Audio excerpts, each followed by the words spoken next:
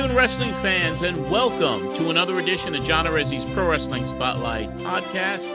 We are the only wrestling podcast that brings you back 30 years with vintage audio featuring some of the biggest names of that time. The Pro Wrestling Spotlight covered all the breaking news and stories and developments that happen in real time, and now we get to relive those moments right here on this podcast. Today, we're going to review the Pro Wrestling This Week show on 1440 WNYG and the 1050 WEVD show in the evening with some vintage clips from those broadcasts from March the 13th, 1993. It was a significant show in the history of the Pro Wrestling Spotlight as we broadcast show number 200. So we were doing it for 200 episodes.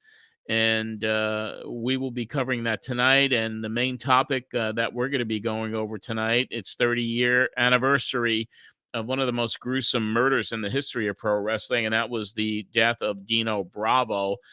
We will bring Donny Laible on this podcast today to cover it all. I want to remind everybody about our Patreon page. Please go to patreon.com/John Arezzi. $5 a month gets you in the door. You get the entire archives. All 200 shows are there for your enjoyment and to relive the history with us. There are other levels and tiers that give you more benefits, but at the $5 level, you get the entire archives of the Pro Wrestling Spotlight. And then in those other levels, there are vintage videos, vintage audio. There are 8mm movies, photo sets, and so much more. So check it out. That is patreon.com/John Arezzi. And for those interested in some pretty cool stuff, go to the eBay page that we have, ebay.com/Matt Memories, and take a look at the items that I have on there. There are bundle packages. There are autograph photos. There are Beatles items, Kiss items, concert photos, vintage wrestling stuff, New York Mets stuff, so much up there.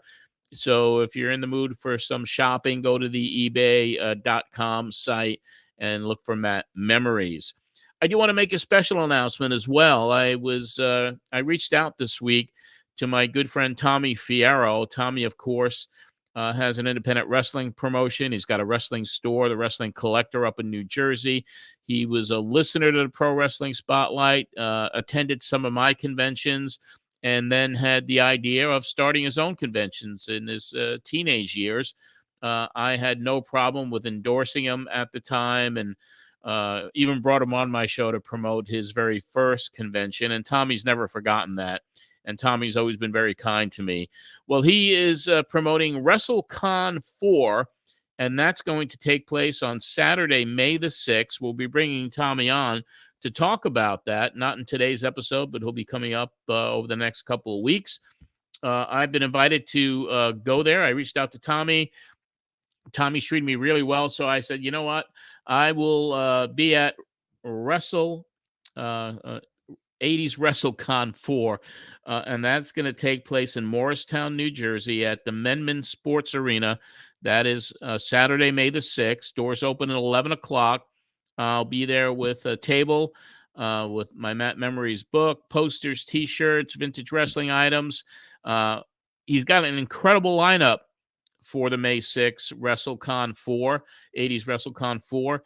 Some of the names that are going to be there: Bret the Hitman Hart, Dory Funk Jr., Wendy Richter, Powers of Pain, Dr. D. David Schultz, Demolition, The Killer Bees, Tony Atlas, Tommy Rich, Nikita Koloff, Magnum TA, Midnight Express, Papa Shango, Jerry Briscoe, many, many more. Go to 80s WrestleCon or 80swrestlingcon.com for more information, and we'll bring Tommy on to promote that event. And I'm very happy to be associated with it by getting a table and being there to meet some of my friends up in the Northeast. I look forward to that very, very much. Well, we're going to go back 30 years and cover what we covered March 13th, 1993, shows number 199 and show 200. So let's bring on Marsh right now to talk about what we're going to be discussing on today's show. Hey, how's it going, John? I am doing well, my friend. How are you? I'm doing really good. You're keeping busy? Yeah, I was going over the Wrestling Con card there. There's a whole lot more names than you mentioned that I think it's pretty cool. It's a It's going lot. to be a good event. It's probably the largest convention that he's promoting. Yeah. I was at the one in 2019, and he didn't do one in 2020. So 19, 21, so this is the fourth one. I was at his first one, and that was kind of a trip to see Ricky Steamboat and Jake the Snake and Powers of Pain. And I met Rocky Johnson there after many, many years. And Tommy presented an award to me back then in 2019. So I always have a fond place in my heart for Tommy Fierro. Just a great guy, and he's a hard worker, man. He's a hard worker, and he is involved with wrestling, and he's got a very cool store right outside New York City and Jersey called the Wrestling Collector. Yeah, I'm even aware of the store. When you said it, I was like, I don't know why I didn't equate the two. Probably because I just look at stuff so independently from each other. But yeah, I've seen the store online and stuff. Yeah, Medusa has made an appearance there, I believe. Oh, that makes sense. Yeah. I mean, I've only been working her the past year, so I don't know if she's done it before. I wouldn't have equated, but I know the store itself. I thought you knew everything about her, Marsh. The history of but yeah, that's pretty cool. That'll be a good time. It is. I'm looking forward to it. I haven't done one in a while, so and you're helping me out with some some banner artwork, so I could have one of them vinyl banners so people could know who I am. Oh, it'll be great. It'll be great. So anyway, what the heck are we talking about here today? March 13th, 1993 was a significant show for us as we were hitting the 200 mark. And I know that for everybody who goes on our Patreon page and wants to hear the shows, I think the morning show was more almost like a highlight show, right? Yeah, it was primarily highlights. There was a few things that happened before. You had a fun conversation with Donny. You were in studio there. Yeah. But there was a huge snowstorm that had you unsure if you would make it tonight. Yeah, there was a big one. A big snowstorm. Yeah, you called it... Oh, you gave it a weird name, just like the blizzard of 93. Actually, you say it in the second episode, but Donny Laible even reported that there was concerns the Dolly Parton concert may get canceled due to the storm, to which you replied, "We'll send Dolly this way." And then it was pretty good. Yeah, but it was primarily a highlight show because you were getting ready for your 200th episode that evening. So you were kind of using the morning show as kind of like reliving some of your early stuff. You even mentioned your very first show was April 9th, 1989 with your very first guest, Jimmy Hart. Yeah, that was a unique one. I've talked about that, and WWF cooperation stopped after episode 2. It was the beginning of a wonderful working relationship with WWF, I'm sure. Yes, it's warmed my heart all these years later. Yeah. I mean, what a fun first guest, but yeah, then everything went a different direction. Yeah. The shit hit the fan. And you're to blame. Yes, it's all my fault. Notable things from the show, as you do a commercial read for the hotline, they did state whether you have a rotary or touch-tone phone, you can reach John Arezzi, and I thought that was super notable. Yeah, that was. Especially like a touch-tone phone was all the rage, and a rotary phone was a little old school back then. Yeah, a little tiny bit, but a lot of people still had them. That's what I thought was cool about it, is you literally hear a commercial that's merging those two. We're getting away from one and going to another, but don't worry, we got you if you have the old stuff, and you can still get in if you got the new stuff. Like there was a technology gap there, which I thought was, I hadn't even thought about that it could impact things like that, and it did. But I brought one clip from the highlights because a lot of it, if you're a Patreon, you've probably heard all the other clips because they're from all the other episodes. If you're not on Patreon and you just listen to this show, a lot of these are clips that we've played before too. A lot of them you're reliving highlights that we've also highlighted or that you, I should say. Yeah, so it makes sense to basically just go over some of the meat from the big show, the 200th show, which was interesting in and upon itself. As we continue this episode, we'll uncover why it was so interesting in so many ways. But yeah, if you're a patron, I mean, you could hear it. You could hear all the episodes. Patreon.com/ or slash or / John Arezzi, and just go there and put that $5 a month down, man. Yeah, it's not much for what you're getting. I mean, that's a coffee. But I did get one. It's one of these. Yeah, right there. We got the props. I pulled one clip though. Cactus Jack versus Eddie Gilbert in a barbed wire match. Ooh. You did play-by-play. Yeah, that's a very historic match. Yeah, it was a scary because of your commentary. Bob Smith was next to me. Really? Screaming, "Stop the match! Stop the match!" That was him screaming it? That's Bob Smith, yeah. I think you can hear him screaming it. But I pulled that clip because you pulled a clip of your commentary during the spot. Yeah. Where Cactus goes over and gets his head caught in the old rope spot that he would do, but this time with barbed wire. And for anybody who's listening only, if you get the video, I found this match complete with your commentary.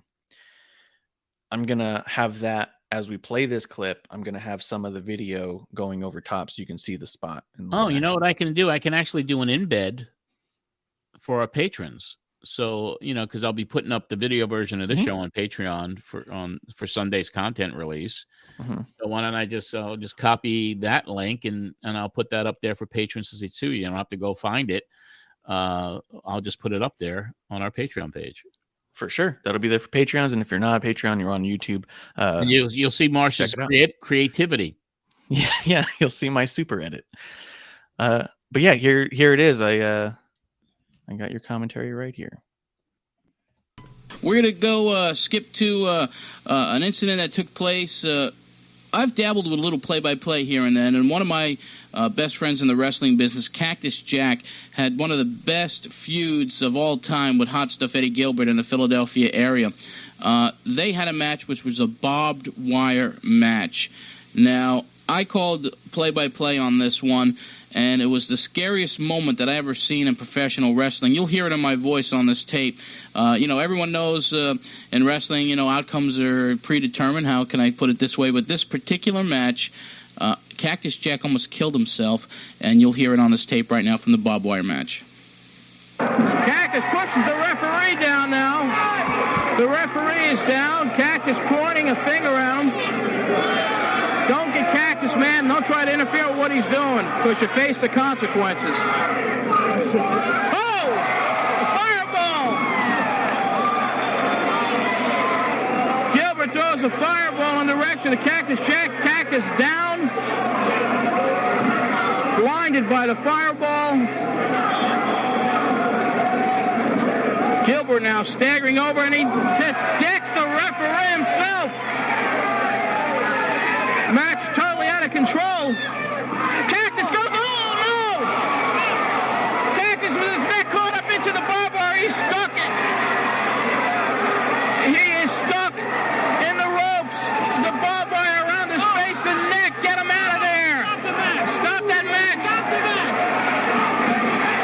Gilbert laying the boots on the referee. Cactus cannot get his neck out of the ropes. Gilbert now pile driving the referee. Continuing to hit Cactus over the head. More referees coming out. This match has got to be stopped. The bell is ringing. Cactus is now, his neck is caught with the ropes and the barbed wire. You got to get him out of there quick. You got to get him out of there quick. Oh, man. Oh, no. Oh, no. Cactus falling outside the ring. There's blood dripping off the ropes. A very, very scary situation. Cactus Jack had puncture holes throughout his face and neck, and he certainly almost killed himself in that match. It was the scariest thing I've ever seen covering professional wrestling. And that is a shoot. Yeah. That is a shoot. I was petrified for him because he was in there. And whether it was a work or not, I don't even remember if I drove him there or drove him back that night, but it was a scary, scary situation. I mean, and when he finally got loose and his body just fell to the floor, There was just blood, and it was horrific. The chances this guy took. Yeah. Yeah, and you can clearly hear Bob behind you stop the match, and then you just hear him going, "Oh man." Yeah, because we were shocked. We were like, "Holy shit. What the hell is going on here?" I mean, what a match. What a series of matches those two had. It was really the feud of 1991. It really was. Yeah. And clearly an inspiration to Jim Ross, who would later famously scream to stop the damn match. I never thought of it that way, Marsh. Well, when I did hear it, I did think, I wonder if that's the first time someone in a Foley match screamed, "Stop the match." Could have been. Could be. It wasn't the last. Could be. No, it wasn't. Yeah. But that was crazy. Cool. Yeah, it was. The emotion was real. Yeah. You're freaking out. Bob's freaking out. Bob wasn't on commentary. He was just sitting next to you on commentary. Yeah, he was covering it. He was not participating in the play-by-play, but he was right there next to me. Yeah, that's crazy. That's cool. And then finding the whole match online, I was really excited. So I'm glad we're gonna have that there. But that's all I kept from the first episode because it was right. It was a highlight show. Highlights, and that one stood out to me for clear reasons. And I did remember the snow was coming down. And I was kind of contemplating, am I going to go to the city tonight? How am I going to do this show in New York?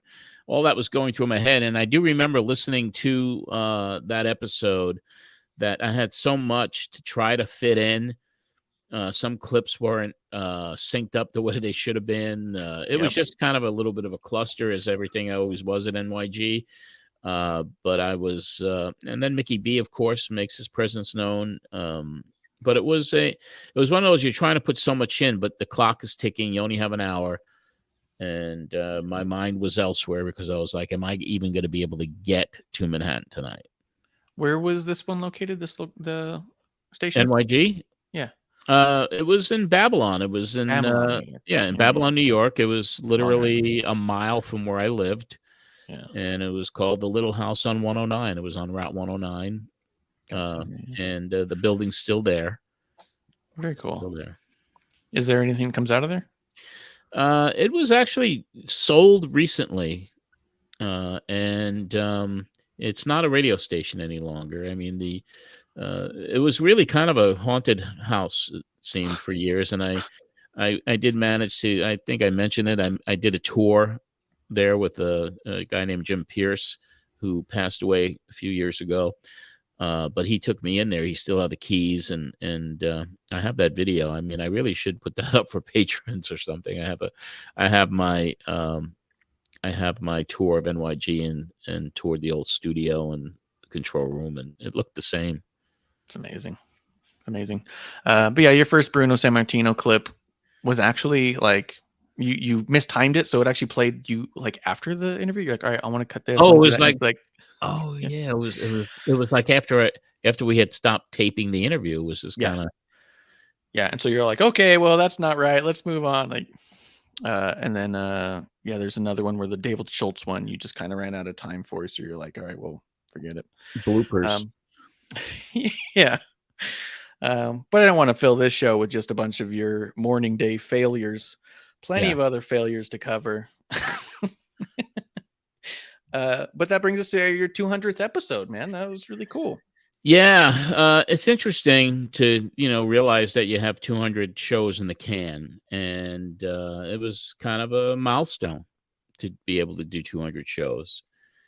And I was looking earlier today at what I have left. Yeah. Because we had this run on EVD, and then I do the AAA show, and I do a show in Texas, and by September, the shit is hitting the fan again, and then I actually make an announcement at the end of August that I'm done. Yeah, and then off the air for 8 months. So we got to figure out what we're going to do. And then really when I come back in August, really of 94. And then we just continue on for another 4 or 5 months, and then it's really gone for good. Yeah. Well, you have 200 episodes here, but we've only Pro Wrestling Spotlight's only like 65. Is there a bunch of episodes you haven't covered? What do you mean? Like your first year or two? Did you go through and review all those? With Brian Last, that's how Yeah. we started that show. It was in chronological order. So I'm thinking that once we finish up the run, maybe we go back and kind of put another fresh coat of paint on the early episodes and continue on with a different perspective and, with the format of bringing on guests, which Brian never did. The Sonny Blazes of the world, the Power Twins of the world, the Larrys from LNS, all of the characters that were part of it, the promoters. We really could allow these individuals to listen for the first time. Yeah. And if we do that, that's really going to take place sometime next year. So you're looking at, 35 years ago when the show had debuted at that point. I think that'd be great. I think anybody who agrees, pop in the comments. Let us know your thoughts on that. Because, having Larry on the other day, I thought was amazing. We posted that clip. Matt Cardona responded on it. Yes. There was a thread on the private group on Facebook, on the Matt Memories group, which had about 60 comments on it. Mm. And there were people, Jim from Lindenhurst, who was the person who used to call us and rib us every week. And then Paulie got his mother on the phone, and then his friend Rock. They were both on there because they used to take buses to pick up wrestling collectibles. And Larry was so responsive to all the comments that were made and the questions to him. And so many people were so happy to hear his voice again. Yeah, it's amazing. Yeah, I loved it. That brings us to your episode 200. I'm going to start it off with your opening because, hey, that blizzard did not let up. No, it did not. And I did not get to the city that night. Did you even try? No, there was no way. Yeah, I had a feeling you looked out the window and went, no. No, I'm allergic to snow. Let's play the open.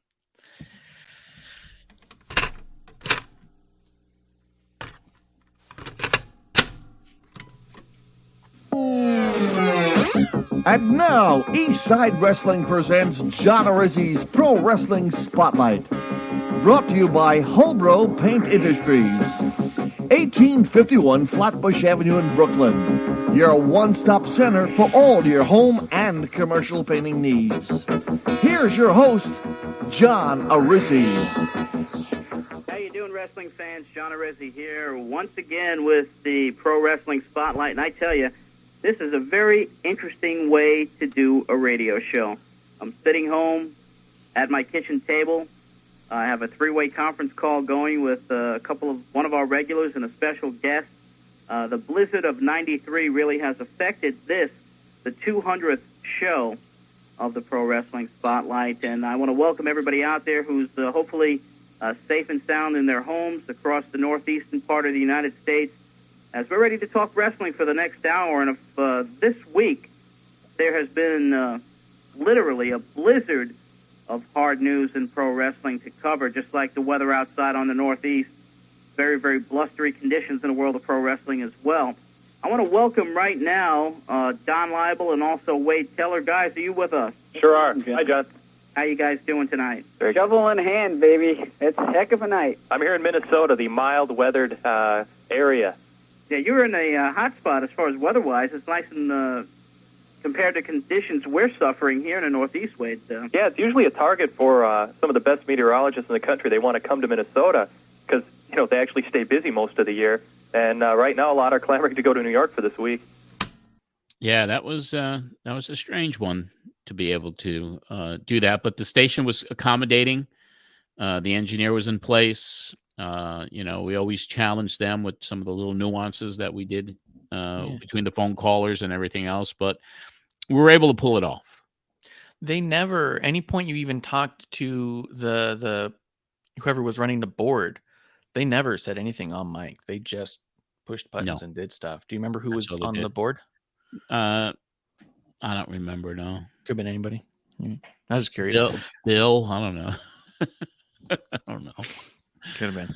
But yeah, they just, because there's a couple times you asked directly to whoever's there, and you're like, hey, do we have this? And then it just happens or doesn't. Like, it's kind of they were good. NYG was a lot different because, they were all quirky personalities that were behind the desk, as they say, and engineered the shows. But EVD, they were really solid pros over there. Yeah. And I just love Donnie's attitude. Shovel in hand, baby. He was used to it living where the neck of the woods he lived at, upstate New York. He really was. Did you want to go ahead and get Donnie on? Yes. Why don't we do that? Let's bring on our friend Donnie. And let's bring Donny Laible on with us. Don, are you there? Hi, John. Yes, I am. Eager to talk about one of my favorite wrestlers growing up, Dino Bravo. Yeah, and this, of course, is the 30th anniversary of that horrific murder of Dino Bravo. And I know that we have some clips to play about how you learned about his death, but you also, as you did so eloquently so many times, have written up a wonderful tribute to Dino.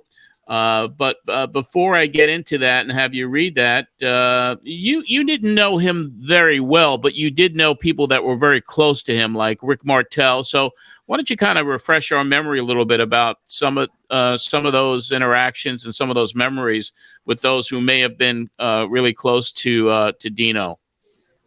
Well, it's ironic as I'm writing up something earlier today, I realized in 2 days, it's the 30th anniversary, as you said, of his murder. Right. And just using the word murder, is frightening when someone is no longer with us, but someone who we knew publicly, like Dino Bravo. Well, in the Montreal wrestling circles, particularly back in the 70s, it was close. It was a smaller promotion. They had their television.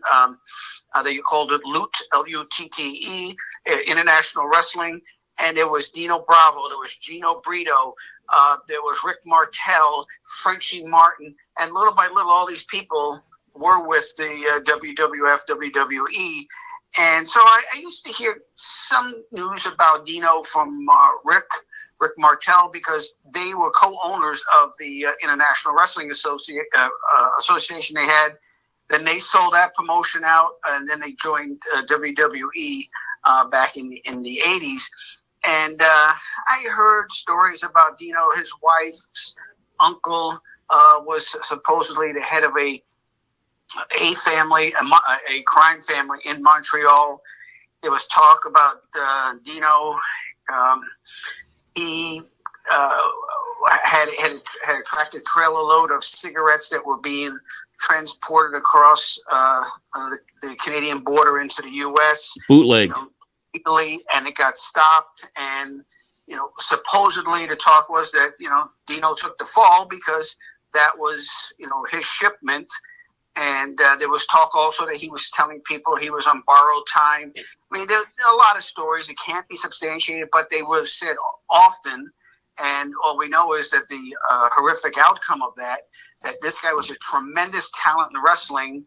And like so many in the wrestling business, they didn't live very long. Unfortunately here, bullets were the ones that put him out of order. Yeah, a lot of bullets. It was a machine gun from what we understand. But why don't you tell everybody and do your tribute to Dino Bravo, who we lost 13 years ago this week, or 30 years ago this week. It's a pleasure. Well, WWE fans who have seen footage of Dino Bravo in the past, he had blonde hair, he was an angry man, a heelish Quebecan. Well, from the mid-1980s to early 90s, people saw him in the WWF, but that wasn't his best years in the ring, not by a long shot. They saw him managed by Johnny Valiant and Frenchie Martin, but minus having managers, Bravo certainly was more than that strong man gimmick that they had given him. He was from Montreal, from the suburb called Laval. He spoke. You didn't see him talk much on interviews because he had that French accent. His English wasn't the best. But while he was breaking into wrestling in 1970, that was done in his home area of Montreal, and it was the fellow Frenchman, Gino Brito, who we remember him in the early 70s at WWF. Gino Bravo was the one who was responsible for bringing him in. And at that time, he was a high flyer like anybody else in the business. This guy was one of the best in North America. He toured in Southern California for Mike LaBelle's NWA promotion. He earned more experience in the Mid-Atlantic states for Jim Crockett Promotions. And possibly most importantly, he gained much national attention from the wrestling magazines when in 1975, he came to the East Coast for the IWA. Now, Bravo appeared on the promotion's second biggest show run in Jersey City, and I'm sure many of our older fans will remember that, at Roosevelt Stadium in August of 1975, and at the Beacon Theater in Manhattan just that very same week. So he was getting a lot of exposure in the Northeast. By 1978, Bravo was recruited by the WWF, and with fellow Italian Dominic Danucci, they held the tag team straps. Now, after 20-plus years in the wrestling business, in 1992, that would be Bravo's last as a full-time performer in the ring. The following year, on March 10th, as we talked about, at age 44, just 44, 30 years from this coming Friday, Bravo was murdered in his home. A hail of bullets, as they say, pierced his body, killing Bravo while sitting in his easy chair, just watching television. Somebody came in from behind, and the rest, as they say, was history. It's been reported that Bravo's uncle-in-law was the head of, as we said earlier, of a crime family in Montreal. And prior to joining the WWF in mid-1980s, Bravo and his fellow Canadian wrestler Rick Martel, as I said earlier, they co-owned International Wrestling out of Montreal. For the Pro Wrestling Spotlight, I'm Donny Laible reporting Capsule Time 5:51. Yes, indeed. Capsule Time 5:51 today, the day that we're taping this. And Donnie, I mean, it was a shock 30 years ago. I mean, it really isn't a story that that a lot of people even talk about. I know Dark Side of the Ring did an episode on it a few years ago, but it really is. It's one of those lost tragedies in pro wrestling that not a lot of people even refer to. And as you said, you know, he had a pretty illustrious career, you know, holding the WWF tag straps and coming in for a good run, and being part of that Canadian connection, as they called it, with all the Canadian performers that were kind of integrated in the WWF. So an interesting career, a tragic ending. His association, alleged association with organized crime, made it a very tragic ending for this guy, Dino Bravo, who I never really got to know very well. I was at those IWA shows that you referenced when he did the Beacon Theater and then that Roosevelt Stadium. I don't even think I have very many photographs of him that I shot back in the day. So he wasn't really even on my radar back then. But I tell you, we go back 30 years, and Marsh, of course, is here with us, and he's been working on, you know, the clips for this show, and we did 2 shows that day. And you know, you certainly found out about it, which we'll talk about with Marsh. But Marsh, why don't you take it from here, and then we can kind of go back 30 years to the Pro Wrestling Spotlight that aired on March 13th, 1993. Yeah, I was even thinking about it too, and I heard it even with the capsule where you guys mentioned flat out he was murdered. It was a machine gun, and it was just kind of jarring because it's so unusual to hear stuff like that in the wrestling. We're so used to, unfortunately, the ODs and the stuff like that, and the suicides. To hear like machine gun, I was like, what? Like, it's just a lot. Even though I've heard it before, it's still a lot to hear. So it is. Let's check out the news capsule that we got on episode 200. You got it. It's been bad over here, and like I said at the start of the program, hope everybody out there is listening safe and sound in their homes. Hope everybody has power. If not, you're listening on battery-powered radio. We're going to talk wrestling tonight here at the program. We got lots of things to go over, and as we do each and every week, Donny Laible with the Pro Wrestling Spotlight News Capsule. Donnie, take it away. Thank you, John, and good evening, everybody. Well, the wrestling world has lost another from its ranks, tragically. This past Thursday, Adolfo Brasino, better known for 2 decades in the ring as Dino Bravo, was murdered while in his Quebec home. The only details released by Montreal detectives are that the 44-year-old Bravo was gunned down with a machine gun. 17 cartridges from a .380 caliber and .22 caliber spent shells were recovered at the scene. Published reports have it that one of Bravo's daughters was sleeping in another room of the house when the gunman entered. She was unharmed. And World Championship Wrestling saw its heavyweight title switch owners this past Thursday in London, England's Wembley Arena. Sting reclaimed the belt from Big Van Vader. And apparently Vader is one of the chosen athletes WCW wants to build their promotion around, at least for the next 4 years. Sources tell us that Leon White, who portrays the Vader image, has reportedly signed a 4-year deal calling for him to receive $650,000 annually. White is 36 years old. And a few weeks back, White inked an 8-match deal over the next year in Japan for the UWFI at a reported $200,000 price tag plus a signing bonus. And speaking of sweet contracts becoming sweeter in WCW land, with Jesse the Body Ventura replacing Larry Zbyszko on WCW's Saturday night program seen on WTBS, add another $150,000 to the Body's current contracts. This would bring Jesse's total deal to an estimated $500,000 a year to commentate on WCW programs. Well, turning to the World Wrestling Federation news, and there is a lot of it, word has reached us that the lawsuit brought forth by Jim Hellwig, formerly known as the Ultimate Warrior, against the Federation, has been dropped by Hellwig.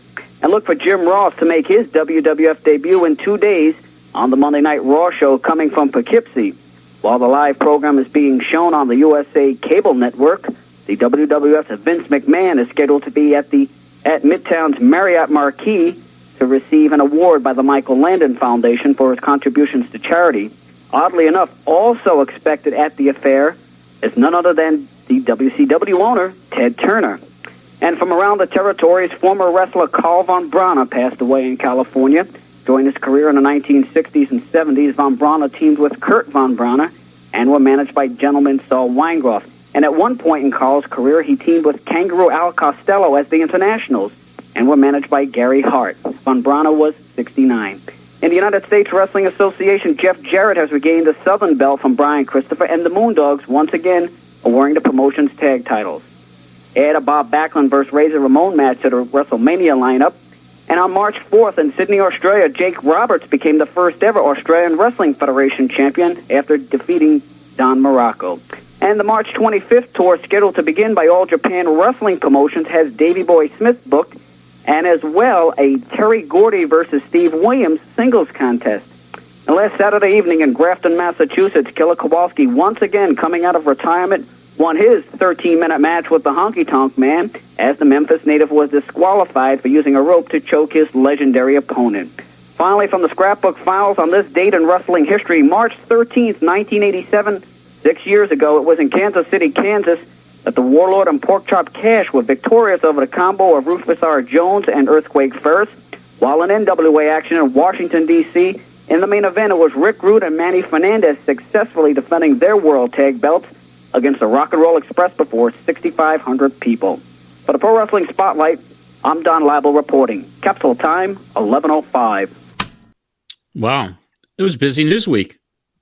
Busy. Very busy. Hey, listen, I have a question for you, and this relates to last week's program when we had Conan here on the show, and then 30 years ago, Conan was in the studio, Terry Funk was on the phone, and then we got an unexpected call by Honky Tonk Man, who had just finished wrestling Kowalski. You were at that show. Was there? You were there, yeah, and then he called in. Were you with him backstage when he called into the program, or did you remember how that went down? Because he called in and Terry Funk went nuts on him. I don't. I tell you, that night I managed Honky Tonk Man. You managed him. Whoa. The reason why he wrestled Kowalski was because this way Walter didn't have to pay another person $500 is what he paid Honky Tonk Man because Walter needed the money. So that's why he put his tights back on. And all I remember is him asking me for your phone number.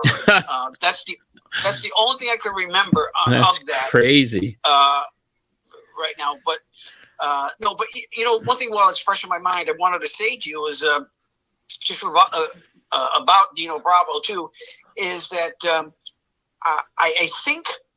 Some things had to do with it not being a bigger story than maybe it should have been, was because it did happen in Canada, and especially in Montreal, that, you know, he wasn't the big push that, you know, all the time was against Hogan or any of the big names, so to speak. So I think the importance, especially in the States, was, who's Dino Bravo? You remember at that time they bleached his hair and he got so thick, so big and muscular. Yeah, he was chunky, and that hair didn't even look right, you know. Yeah, and even when they changed him back, that was terrible to do. But it really wasn't on people's radar because he wasn't a name that everybody knew. And, you know, an interesting match that I realized today when I was doing some research that I totally forgot. That show that he appeared on at Roosevelt Stadium, both those shows there were phenomenal. But that show, the second match on the card, Jerry Lawler was on there. Wow. Which I did not remember. But again, I think the language difference, you know, it was in French Canada as opposed to if it was in Toronto or Vancouver, and it wasn't a main eventer for them. He wasn't a top of the card guy for the WWF. So it kind of just, you know, unless you was a hardcore fan that, you know, really followed his career, it would just be a footnote somewhere. And unfortunately, it's terrible, but that's what a lot of things are in life. We become a footnote, and it was a terrible way to go. But clearly, there was a lot of anger, and somebody was mad, and that's the way it goes. Yeah. But it's unbelievable. It's 30 years ago this coming Friday. Yeah, it is. It's it's really ironic that. And John, one other person from that French Italian connection up there, Tony Parisi. We forgot him. Parisi, Brito, Danucci, Bravo. I'm sure I'm forgetting some, but eventually they all came into the WWF or WWE at some point.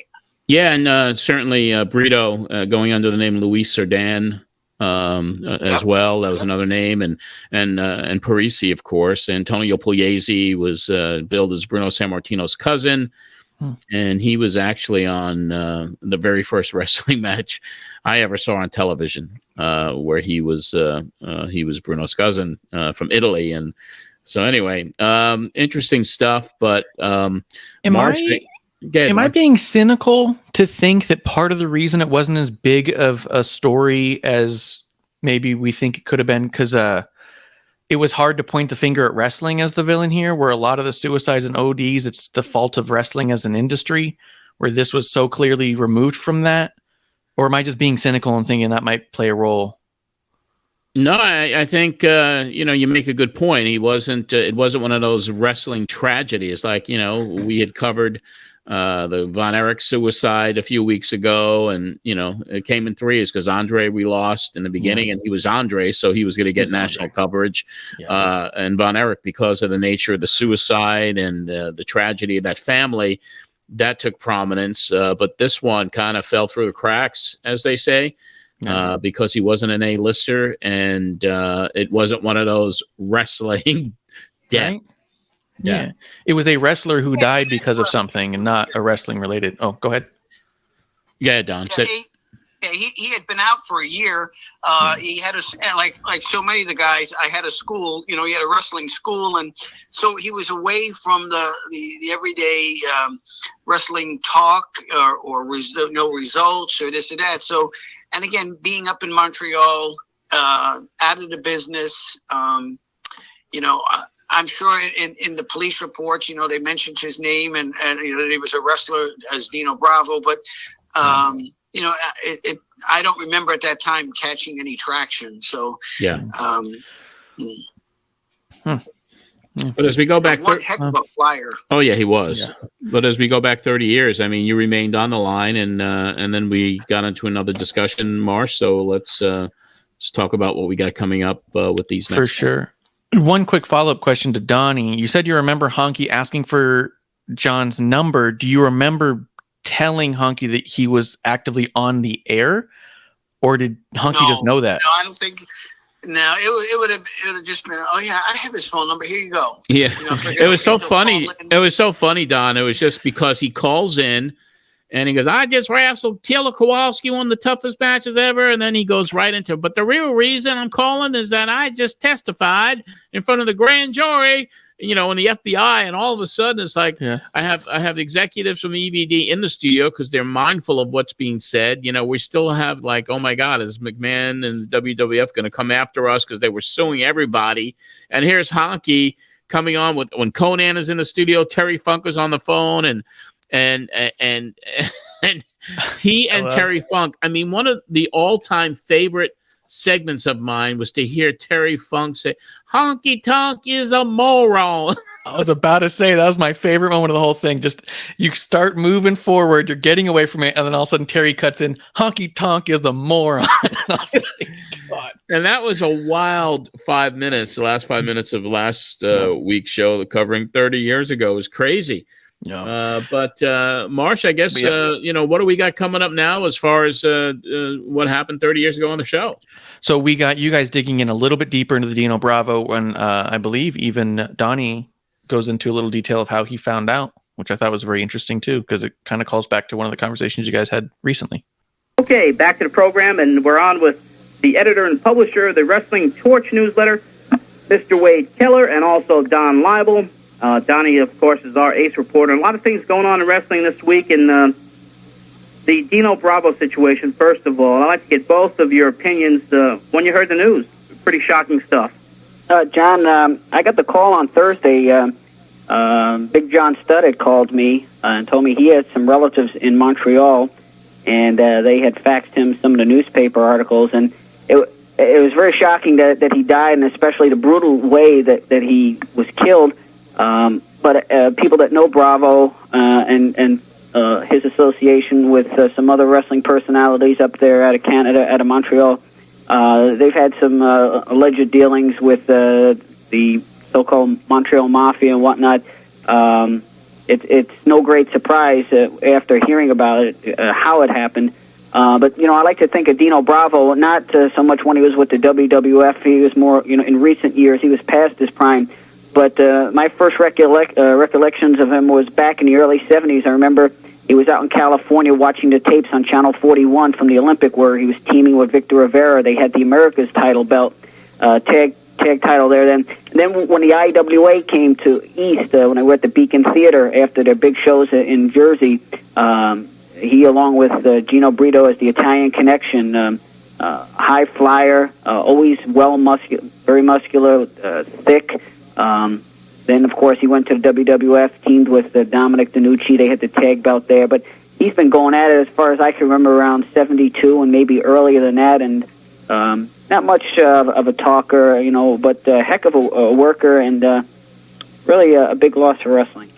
Wade, do you have any opinions? Yeah, obviously, I think a lot of fans who are just kind of casual observers of the WWF for the past years are going to go big deal. Not that a human life was lost, but that a wrestler such as Dino Bravo won't be wrestling anymore. But Bravo did have a lot of years where he was a respectable wrestler. He was somebody that fans actually paid to see. Certainly in my area in Minnesota, he was big in the early 80s, feuding with Jerry Blackwell in the AWA.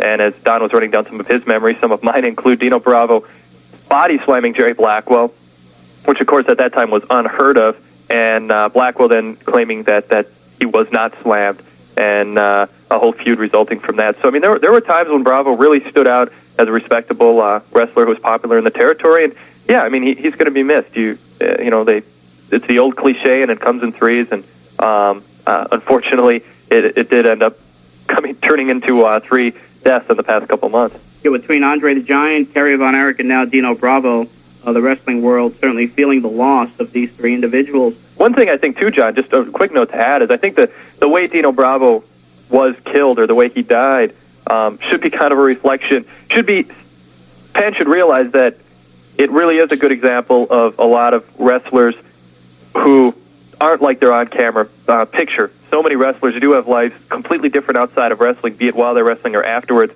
Certainly, probably not too many are tied up in the type of things Dino Bravo was, but it is kind of a shock to see something like this. A wrestler that you see on TV and think he had a career and he was happy getting involved in a lot of other things.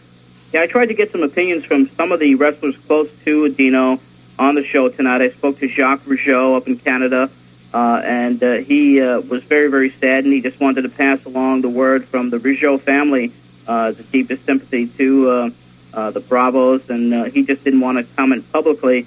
And John Clark from the Wrestling Flyer newsletter was attempting to bring Earthquake on, as he had a great interview with him in his recent newsletter, and Earthquake has celebrated the birth of a baby, and that's why he did not want to join us tonight to talk about such a sad occasion, of murder in the world of wrestling. Now, I'm sure that the investigators up in Canada will be following and investigating this situation closely, and will be on top of it as well, hopefully to give you more information on this tragic situation next week on the program. Wow. It's always a trip listening back to all of this.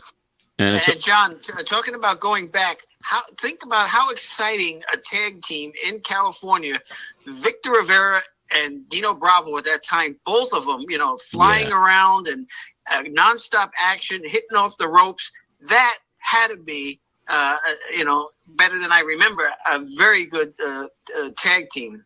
Yeah, and unfortunately, no tapes exist of all that stuff back at the Olympic Auditorium. Very, very handful of stuff maybe, but I used to be glued to the set every week watching some incredible performers there. Mark, do we have any other clips for Don on this episode? That was what I had for Donnie. If he's got a little bit more time, there is the conversation the three of you guys had about Jim Ross. We could always play. That was kind of short and a little interesting, but yeah, let's do that one, and then we'll let Don go. Don is going to be a regular contributor to the show, as we discussed, and it's always a pleasure to have him on. But let's go to this last clip, and Marsh, tee it up. Here we go. This is you guys right after the capsule going in a little bit more in depth about the Jim Ross situation. Okay, Don, and I tell you this Jim Ross situation. Jim was originally supposed to be our guest tonight on the program, and I spoke to Jim at length yesterday, and he just said he had to cancel out because he had not signed an official release yet from WCW. After I talked to Ross, who ironically had told me that he was at the WWF television tapings earlier in the week, but he did not indicate to me that he was going to WCW. It was only after, WWF rather, it was only afterwards I started receiving other reports that he was indeed going to the WWF, that the deal was imminent, but it looks as though, and Wade, correct me if I'm wrong, that Ross will probably not start Monday night, just due to the fact that that paper, that release, has not been signed yet. From what I understand, it's doubtful that Jim Ross will be at the Monday Night Raw tapings tomorrow, simply because the situation right now, you have Bob Dew, one of the top people at WCW, actually the top person. From what I understand, he's in the hospital with the flu, pretty serious condition of the flu, and Bob Dew is in Europe on WCW's European tour until the middle of the week.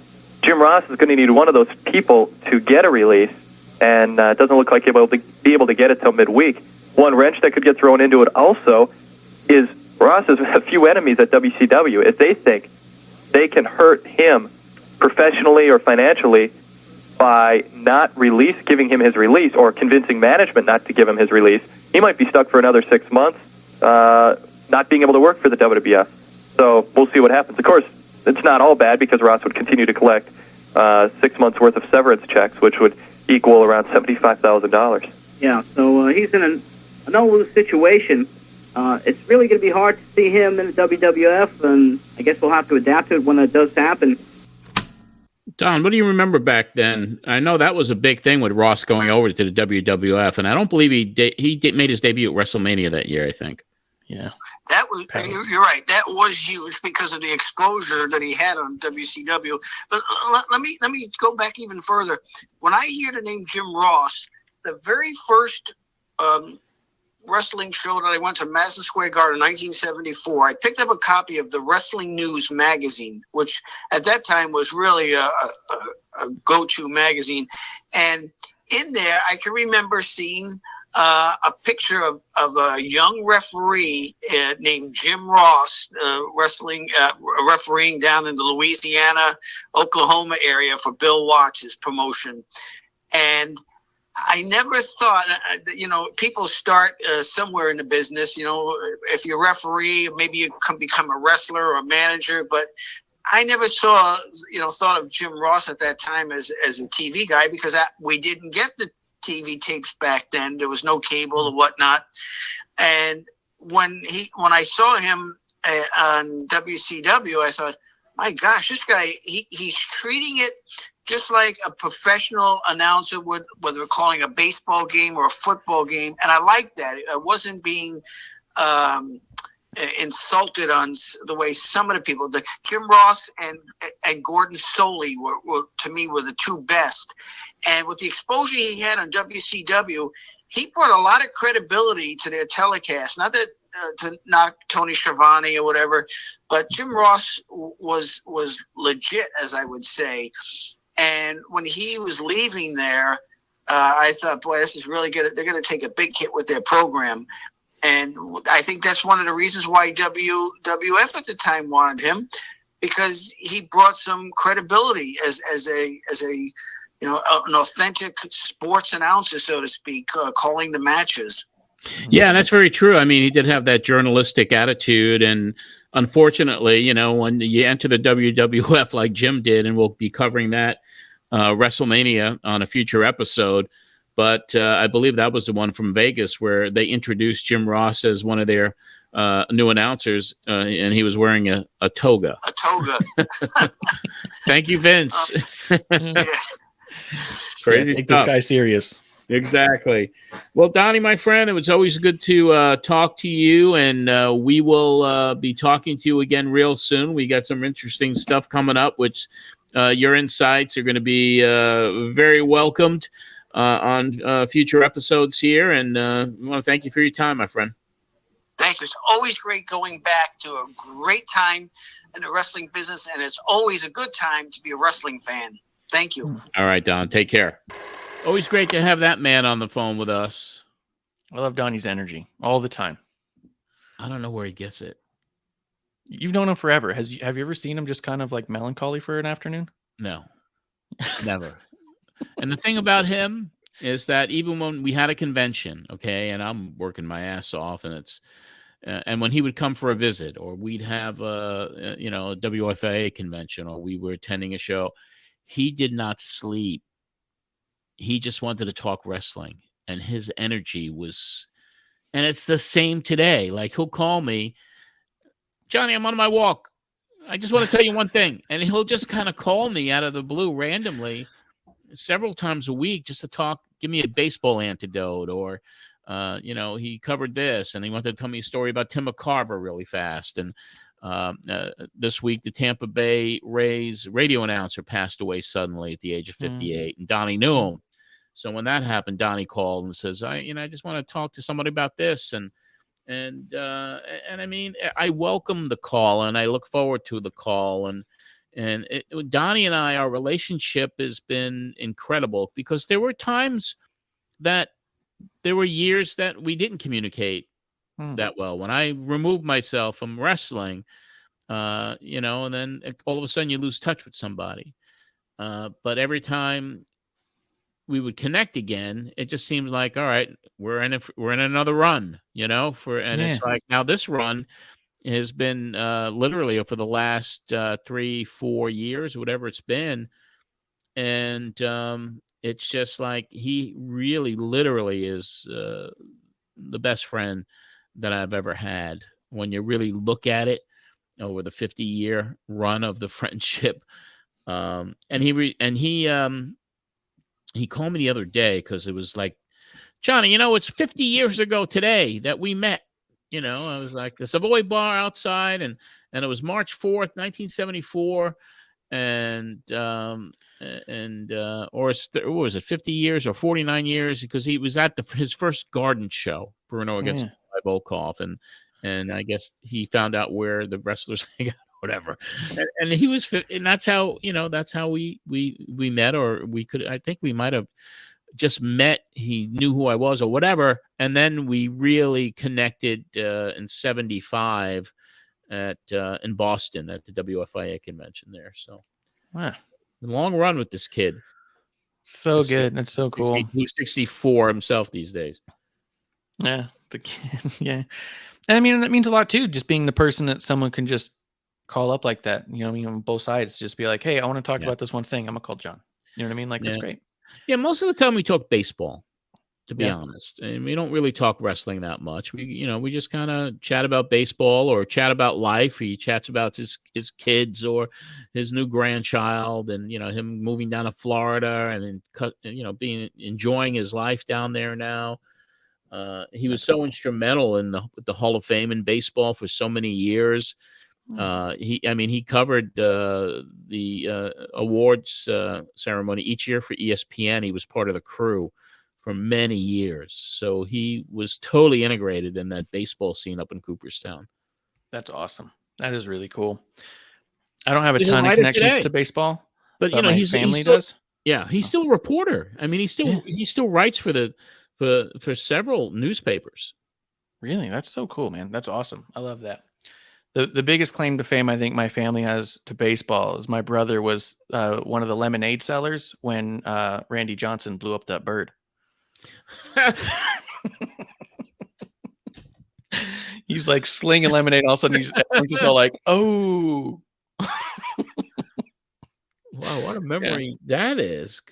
Yeah, because I remember him calling me that day. We didn't talk all the time at the time. We talk a lot more often now, but I remember him calling me like, "Dude, you just blew up a bird." That was awesome. But yeah, as we keep it rolling a little bit, always good to hear from Donny. And Donny, did you plan on having Wade and Donny on the entire episode prior to the blizzard being a thing, or did you bring them in because of the blizzard? It was probably because of what was going on in the news. Donny, of course, is always there, staple, but Wade, because of the news and his coverage of Bravo but having them together for the whole show, I don't know if that was the initial plan, because I also might have been trying to line up a guest or so that didn't materialize. And of course, when Bravo died, I mean, no one wanted to come on as far as wrestlers in the business to talk about it that week. So, because my hunch was that JR had jumped out. You were going to be calling in from home. The JR stuff, too. And I felt that part of having Donny stay the whole time was in case your phone died, Donny would just take over because he's hosted your show in the past. Yeah. Well, I mean, that was a hardline phone, so there's no phone. Well, unless the power went out, that could have been another thing. But typically the phones would stay on, I think. But the JR stuff I want to touch upon. Because I got upset because he committed to come on the show. And then, because this was several weeks. Once he was getting his release, I can't come on. And then he learned he's going to the WWF. And he just I talked to him and he pulls out because he didn't have his release signed yet, which could have been true. But I think we had a caller who said that he heard him staticky on another radio show that day. Yeah, we have that clip too. We have that clip. Okay, we'll get into that. So I was kind of pissed, but it was also somebody that he was a lot closer with than he was with me. JR and I were never really tight. I'm going to give you a little anecdote about JR too, which not very many people know. It was 1994. JR had left the WWF. I was in the middle of International Wrestling All-Stars. We'd done, the tour in Singapore. We were talking to promoters. We were trying to really build a promotion. And JR met with us at our offices in New Jersey to discuss coming in. And I believe he wanted to bring Nelson Swegler in, who was a big production guy with the WWF. And then he got rehired or something happened, but he wanted to come in and kind of help us with growing the promotion, which was interesting. That's really cool. He drove in to our offices to meet with us. Yeah. Huh. I wonder if that was the beginning of his really wanting to do a little bit more backstage, which led into all the stuff he ended up doing backstage for WWF later on. Because that's what we were trying to have him help build a team and obviously be a lead announcer and, help with bringing guys in. So we were having discussions and we were trying to raise money through some international investors who wanted to bring tours overseas. And things happen and then they don't happen, and things get close to happening and then they don't happen. And sometimes things happen and they take off. It was just one of those little side notes of that's not even in my book or anything. It was just kind of remembering it now, triggering it, talking about him. Did he ever end up helping at all, or was it all just conversations about how it might look if he had? No, it was just kind of initial conversations. Okay. And I don't know if we met once or twice or 3 times. I don't even remember how many. But I was kind of excited that we were in dialogue about trying to grow International Wrestling All-Stars. Yeah. All right. So yeah, you Wade and Donny kind of do this whole show, and it's also kind of neat when you do get to the callers, which we're not quite there yet. You kind of like pitch between the two of them and get them to jump in. But before then, you, Wade, and Donny are talking about WCW and some rumors you've been hearing about the NWA connection. I've heard, and maybe you guys have heard the same thing about WCW, maybe going down to Florida to start up an NWA satellite territory. Have you heard anything about that? Probably not much more than you have, John, although I do think if WCW plans to do that, I think it's a positive move. I think the only negative is they need to get their house in order before they start worrying about running a satellite promotion. Unless it was completely independently run, I think they really have some work to do. I mean, Eric Bischoff, before starting a satellite promotion, ought to start learning the names of the wrestlers for the matches he calls. And I think they also need to clean up the program a little bit. I thought the post-production on WCW Saturday Night was far from slick today. So it's a good move if it happens, but I hope they clean up shop first. John, I think there's so many wrestlers down, especially in the Tampa-St. Pete area. I know those guys are hungry to get work, to get more recognition. I think it would be a great idea. And I do know that there are several people that have taken over the Tampa Sportatorium, have started to clean it up, paint it, give it a facelift, and there are plans to start promoting in the Sportatorium. So that certainly would be a place for them to run. Yes, indeed. And we'll be watching all these situations very, very closely.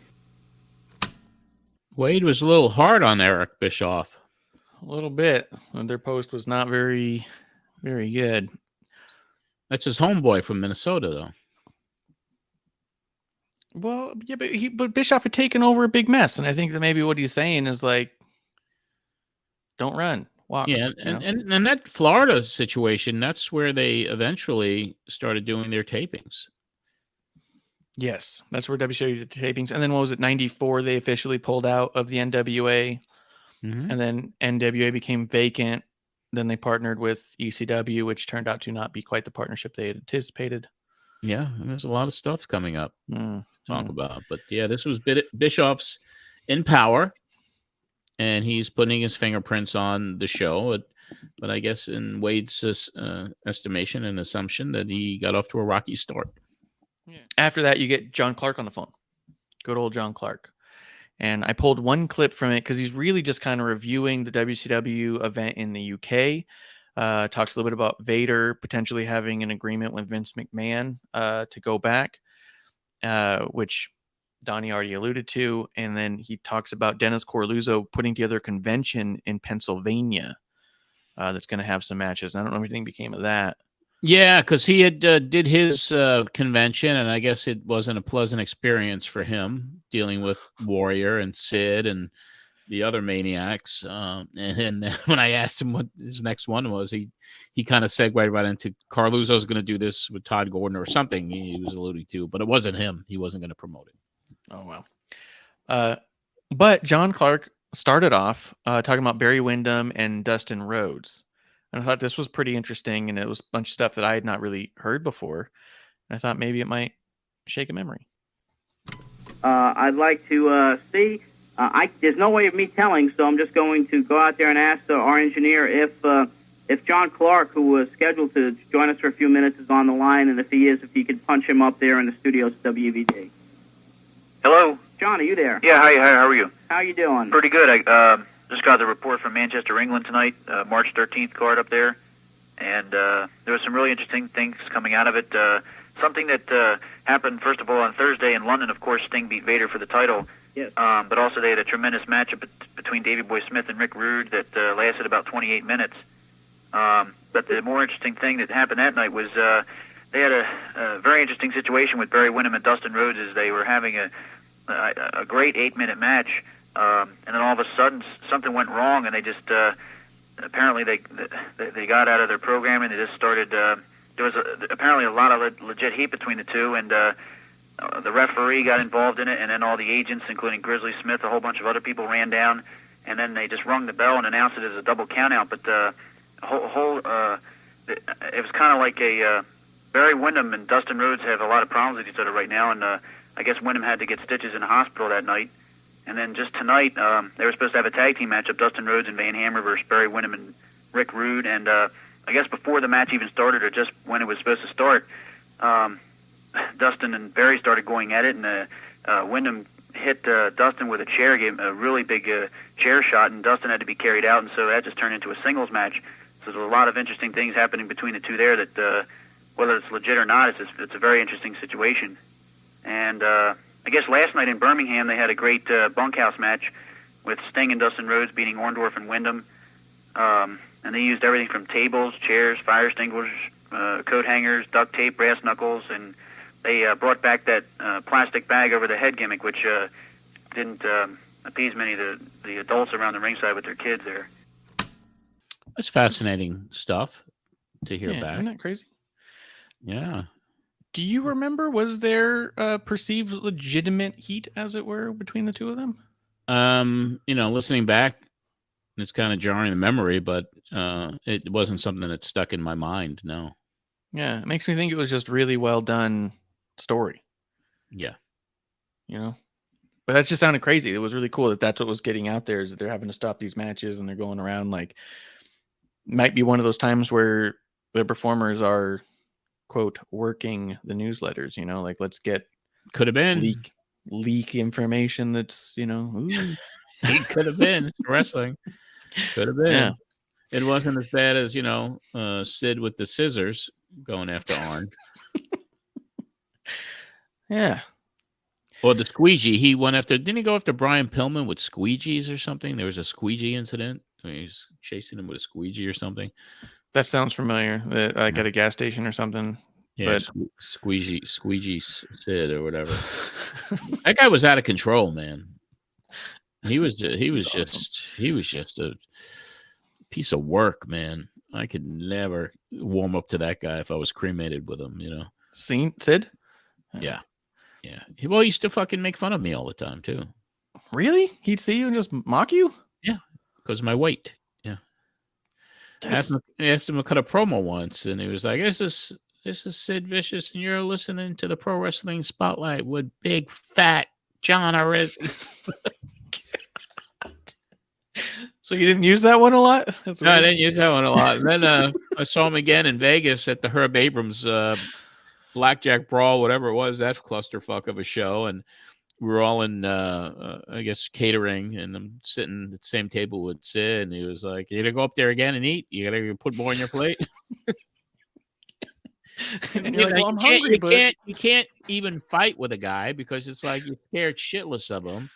And he has no problems with stabbing people with scissors and shit. So yeah, I wasn't going near him, but I did sit at the same table, and that was an interesting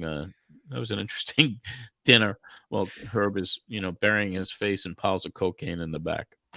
So funny. And once you've heard that this dude has attacked Brian Pillman and Arn Anderson with weapons, you go, well, I'm clearly an easy target. That's Yes, I'm fat, Sid. Yes. Yeah. I don't know if I appeased him or not. Went up to the buffet table just to kind of, here, look, I'm eating again. Look. Yeah. If you want me to, I'll keep doing it. You just tell me, man. What do you want me to eat next? Pancakes? Where's the dessert? So funny. So weird. What's funny too about Sid being crazy? Conrad and Bruce did an episode about Sid back in 2019. And I remember that because at Royal Rumble, I stayed in the same hotel as the talent because of the package I got. I ended up on the elevator with Drake Maverick, and he had a headphone in, and I said something to him because we're in an elevator. He's right there. Why would I not? And he looks at me and goes, "Oh, I'm so sorry. I'm listening to the Bruce podcast right now." I was like, "Oh, Sid?" And he goes, "This episode's insane." I was like, "Dude, it gets crazier." And cared more about softball than he did about his profession of wrestling. Which funded his softball, did it not? It did. We get into the callers. Let's see, because there's a little bit more. Wade talks a little bit about Bill Watts. You do your ads. Steve from Staten Island. What was neat about this one, because it was your 200th episode, you told everyone to say their name because you couldn't preempt any calls. What's your name? Where are you from? And how long you've been listening? Yeah. The first one said he's been listening since the scandal, which I thought was funny because I was like, which one? Asks you guys what matches are going to be for WrestleMania, and you, Wade, and Donny all come up with pretty close to what the card ends up being, just off the top of your heads based off where the stories are going. You go to another caller that seems to hang up. You go to Chrissy from Brooklyn, who's been listening for about 3 weeks, asks if Roddy Pipe is coming back to the WWF, which Wade brings a really good point, which we even see nowadays, is he'd mentioned Piper was still in the intro. And so he feels like that Piper's tied to WWF one way or another, even though he was doing stuff back home. Yeah. But that brings us to Marshall. Marshall had a really interesting question. He mentions seeing a match between Chris Benoit and Too Cold Scorpio, which leads you guys into a really neat conversation that I think goes into a lot of what people even talk about nowadays with wrestling. And I thought it was really interesting.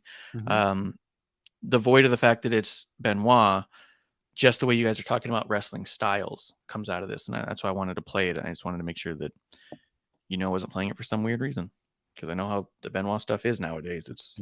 People are weird about it. But this is a really interesting conversation by the three of you. Okay. Hello, John. Yes. How you doing? This is Marshall from Brooklyn. Hey, Marshall, how you doing? Good. How are you? Good. I enjoy your work and enjoy Wade's torch. It's really good. How long you been listening to the show? Well, I listen to it whenever it's on a station I could pick up in Brooklyn, like EVD or GBB. When it's been on the other station or your morning Saturday show, I can't pick it up. So you've been listening for a while then? Yeah. What can we do for you tonight? Well, I'd like to ask about two wrestlers in WCW that I thought the match between Chris Benoit and Too Cold Scorpio was one of the best singles matches I've ever seen. And I was wondering, A, what is Too Cold Scorpio's background? Because I really never heard of him on the independent circuit before, coming to WCW. And B, why isn't Chris Benoit going to stay in WCW and get a major push?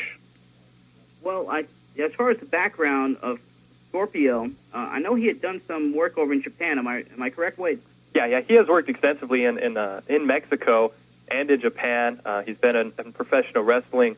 Boy, if I had to choose a number, I would say 3 to 4 years. It might be more than that, Don. Yeah, John, Wade, about 3 years ago, I received some black and white pictures from a fellow calling himself Too Cold Scorpio out of the Denver area, and I believe he was just getting started then. And here's a name I know, John, you'll remember, Diane Devine. Yes. She was promoting some shows back then. I believe she was calling her organization Rocky Mountain Wrestling, and he was wrestling for her on the shows there. And I just want to give my opinion on that match. I know I've mentioned it to you, John, but I did not care for the Too Cold Scorpio Benoit match for the simple reason I thought they're excellent athletes, but to me it looked so scripted, so acrobatic, like it was something from a circus where one thing led to another constantly. That one move didn't have a devastating effect on another on the opponent where he was down trying to get up. It just seemed too circus-like to me. That match reminds me of a movie with great special effects and a plot that sometimes has some holes in it. And I think that match didn't have that episodic nature to it that you look for in a true classic. But certainly the special effects, or in this case, the high spots or the acrobatic moves, were definitely outstanding. And for someone who isn't used to seeing that, because they don't see Lucha Libre tapes or Japan tapes or haven't seen too much of Liger, that is a fascinating match to see. But I agree with Don that to truly qualify as a match, on a 5-star scale that's over 4 stars, you really do need to have more of a more psychology into the match, a little bit more of a plot line. I agree with that. And as far as Benoit goes, I understand he won't be coming back to WCW, and I think it's their loss. I just don't know why they would bring the guy in and not use him, in my opinion, use him properly. I just don't know. Well, John, you have to remember, too, that Benoit was brought in under one administration, and now there's a completely different administration. Ole Anderson's theory, and it's no secret, his philosophy is big, big, big. He likes big men. He's going to promote big men. That's why Big Van Vader got the contract he did. And he doesn't like the do-si-do stuff, as he would call it. And I use stuff as a nicer word than he uses, which is what he sees Chris Benoit as being. He doesn't know how to promote, or doesn't believe promoting lightweight wrestlers or average-sized wrestlers will draw in this country. He thinks you need to be larger than life to draw. I remember a couple of years ago, Owen Hart came in as well, and he did not stay very long. Yeah, and I think Chris Benoit at this stage is 10 times the acrobatic wrestler and 10 times the wrestler in just about every way that Owen Hart is. Benoit is certainly capable of what we were talking about earlier, and that is a psychologically solid match. Well, I guess that's why Ole may be bringing in Sid Vicious again. And also, Wade, you're talking about Ole Anderson liking big men. I heard this week that while WCW is in England, that a fellow that's worked overseas for over a decade, the Mongolian Mauler, was supposed to get a tryout with them there. Yeah, I think we're going to see an influx of big men. Speaking of Sid Justice, John Clark was on. I am eagerly awaiting that interview with Sid. I'm very interested to see what Sid has to say, considering all the criticism he's had sent his way concerning the way he's conducted himself in his career. Yes, indeed. Listen, we want to thank you for your call, and hope we answered your question. We'll go to our next call now. That was fascinating. Neat. Yeah, because you're looking at, hardcore wrestling insiders like myself and Don and Wade, and then you have the casual smart fan calling up Marshall about how it was a very compelling match for him to see because of all the acrobatics. And I guess you could look at that kind of similar to what's going on in the business and has been over the last several years. And there's a lot of high spots. There's a lot of finishing moves that don't really finish a match. And it is more of what Bill Watts would say, do-si-do shit, Yeah. That's what I was thinking was interesting, too, is that it's like those mentalities have flipped. Now all the insider guys are trying to say that there's a psychology and acrobatic choreograph stuff. Right. While the casual fans are now saying they want more of the other shit. They want some heavy hitters and a little more psychology. Interesting. I thought it was really neat. Especially given that Wade started talking about the star scale. He goes, if you're talking about 4 or 5 star matches, you definitely can't give this something like that. And I was like, and now we've gone to the now it's like different. It's like the other way around. Yeah. Yeah. Now those are the most likely to get 5 and 6 and 7 stars or whatever they're up to now. We didn't have 7 stars in my day. It was strictly a counting issue. It was 4 stars was it, Yeah. Yeah. So, I just thought that was really neat and really cool. And, a pretty good example, too, because, those two dudes are known for 2 completely different things as far as their in-ring styles. So it was just neat to hear someone say best match they've ever seen and then too much do-si-do shit. Yeah. So maybe shoot it down. You did. That's what I thought, too. And Donny, Donny, too. Called again. Yeah. Marshall's all like, man, fuck this guy. Yeah, I love that Donny said, it was too much like circus. It was just choreographed, and I was like, that's so neat. Let's see. We got James Williams from Queens, which was a kid. It was a young boy. And this is like what we talk about with the New York style fan. Mm-hmm. It was really great because you're all like, next caller. And he goes, hey, it's James Williams from Queens. And you're like, all right, James, how long have you been listening? And as a kid, he goes, truth be told, John, this is my first day. That's a mature thing for a kid to say. Oh, yeah. But he just asked you about Kerry Von Erich and Ultimate Warrior. And you just give him the straight up answers. It was how did Eric die or Kerry die and what's going on with the lawsuit. So moving along, you promote Weekend of Champions. And then we get to this clip right here. We got.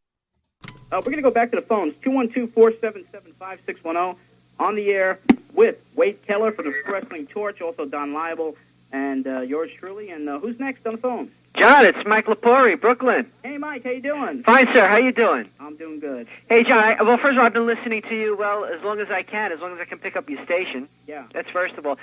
I've known you, Mike, since we were both little kids. Since I was about 7 years old, Freddie Blassie Fan Club. That's exactly right. My favorite wrestler of all time. Mine too. Freddie. I have a question, John. The Beefcake scenario interests me with his face. What do you think is going to happen? You think this guy is going to get really seriously hurt? I really wouldn't look forward to seeing it happen, John, but, I don't think he's going to get hurt. I think they'll take whatever precautions necessary, but I still think that he should not be in the ring based on what we've heard as far as the reconstruction of his face. I think it's a dangerous situation for him. Really? And John, this Tuesday, I'm going for reconstructive surgery on my face as well. Why is that? To make me look more like, The king. Yeah, and it's going to be on Maury Povich, Donahue. They're going to all highlight it. Well, that's great. You've been doing good with your career as the Elvis impersonator, and I know you've been in Vegas for... Yeah, and on this July 16th, I'll be starting Legends in Concert in Vegas at the Imperial Palace. That's great. I'm glad your career's going well, Mike. And I love the WEVD 1050. I love listening to John Arezzi, man. Hey, thanks, Mike. It's the best. Take care, John. Thank you for your call. Wow. That brings back some memories. I thought it might. Not only was he a member of the Freddie Blassie fan club when he was a little kid, but he became an Elvis impersonator and a big fan of Freddie Blassie. But he also was on an episode of The Sopranos where he gets whacked because he sees Big Pussy in a paint store. Could have been Hopewell Paints, maybe. I don't know. Probably. Most likely. And Big Pussy was on the lam. He didn't want anybody who was kind of semi-connected to discover he was back because Pussy would have got whacked. And then Pussy goes to his house and kills him on one of the episodes of The Sopranos. He hits him over the back of the head, and that's the end of the Elvis impersonator, Mr. Mike Lepore. Was it his only episode of Sopranos, or was he? Yeah, he was on the one. But he made an impact, because he had more than one speaking line, and then gets the honor.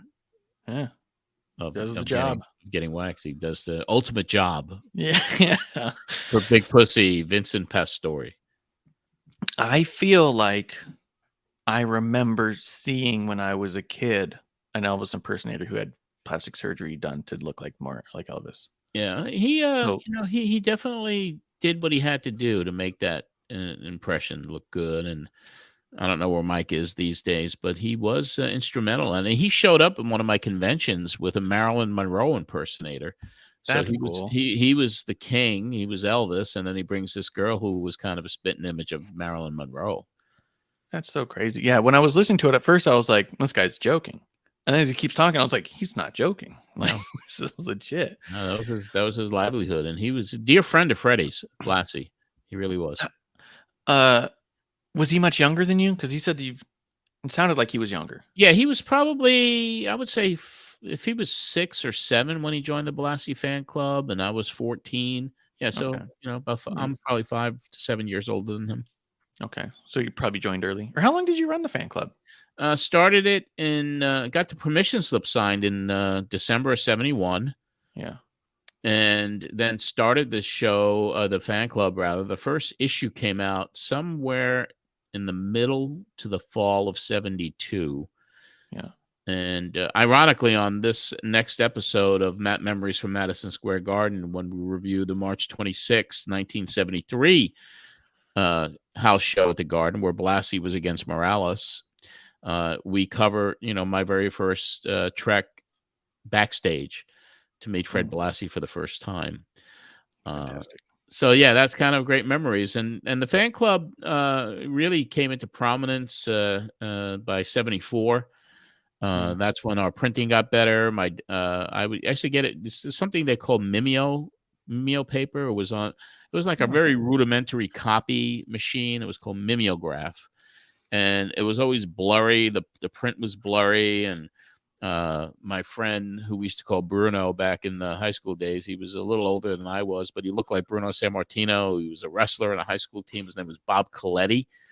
And Bob took on the printing of the first few issues, the first 4 issues of the newsletter, and then he couldn't do it anymore. And then my dad was working at a trucking company overnights called Eastern Trucking out of East New York, and they had what they would call a Xerox machine.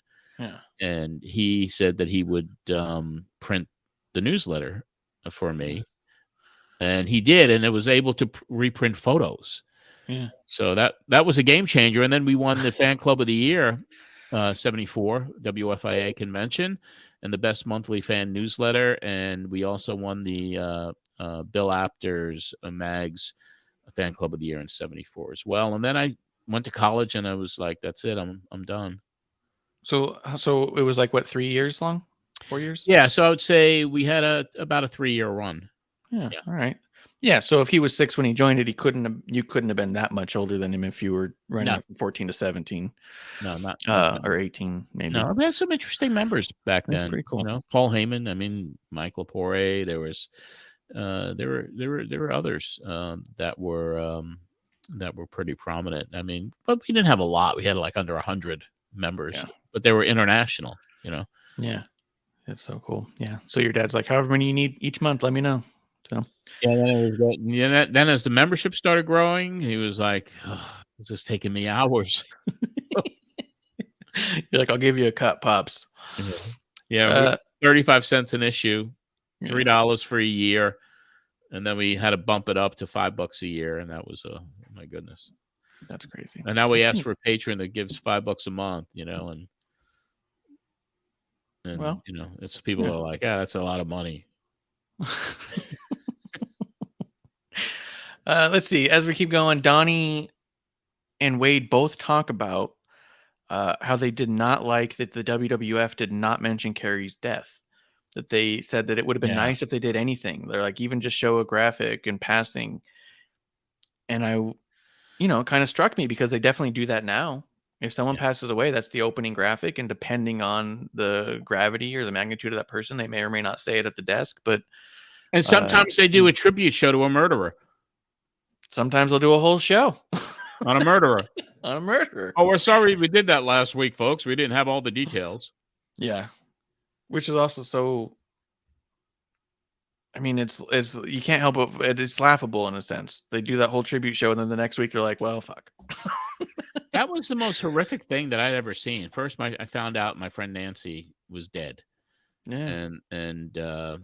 And when they made the announcement that night, that show should have never went on. They should have just put on a rerun or not do a tribute to Chris Benoit until they knew all the facts. And it was something suspicious right from the beginning. I always wondered, what did they know when that show aired live? What did they know? That is a good question. I do think, from what I've heard in interviews from even guys like Paulie and stuff, no one would have fathomed he'd be capable of that. So I feel like even though things were murky and weird, and us as outsiders were all kind of like, something's not right there, they were probably so close to the storm they had no clue, and were erring on the side of, well, we know what it's not because he's not that way. And then when they hear, they're like, what do you mean? You know what I mean? Like, so I mean, I'm kind of a benefit of the doubt kind of a guy, but but it was just kind of like, it was just shocking. I never forget that night. I never forget learning about it and how it was like, this can't be true. Yeah. Because I was so close with her and Kevin at the time, years ago, before she married Benoit. It's just, it hurts to even talk about her. Yeah, I can see that for sure. That was also so mainstream and impactful, not to go too far off on a tangent, that my mom called me to talk about it because she had met him in Vegas and brought me home autographs. It was him, Jimmy Hart, and Arn Anderson were my first 3 autographs, because my mom, we lived in Vegas, they were doing a signing at a grocery store she happened to walk into and goes, oh, my son likes wrestling. Sure. I hadn't talked to my mom in years at that point, but I get a phone call from her about Benoit, and I'm kind of like going through I was going through a lot personally at the time, and it had been a lot of years since I had heard from her, and all of a sudden that call comes through and she's like, couldn't believe it, and I was like, insane. You know, life is weird. Only a couple more calls left, but one of them I felt like I had to leave in because as things were going, you get a surprise call in. Okay. Hi, you're next on the program. Hello, John. Yeah. It's Mickey B. Hey, Mickey, how you doing? John, first of all, I want to wish you the best of luck on your 200th anniversary of the shows. Thank you. And also, I want to personally compliment you. You know, you have done so much for charity work and also for drug prevention and also the AIDS situation. And I want to thank you personally because I know that you're coming on the Telethon for Life next week on, of course, on Channel 30 in Nassau and Suffolk counties. And also, it's going to be on in Brooklyn and Staten Island as well. I think Brooklyn and Queens will be on Channel 64 and in Staten Island 25. And you're bringing along a couple of the wrestlers. And I want to thank you very much for that, John, because you're out there helping the public, and that's what we like. Well, thank you, Mickey. We'll be bringing along with us Paulie Dangerously is committed to come, and also the new Demolition.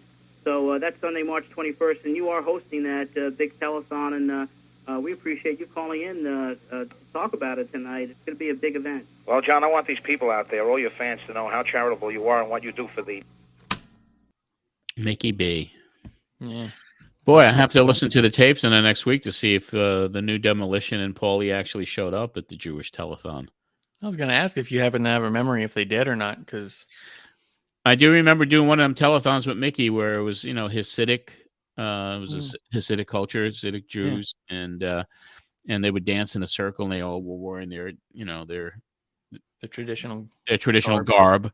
Yeah. And I'm doing the dance in the circle. Yeah.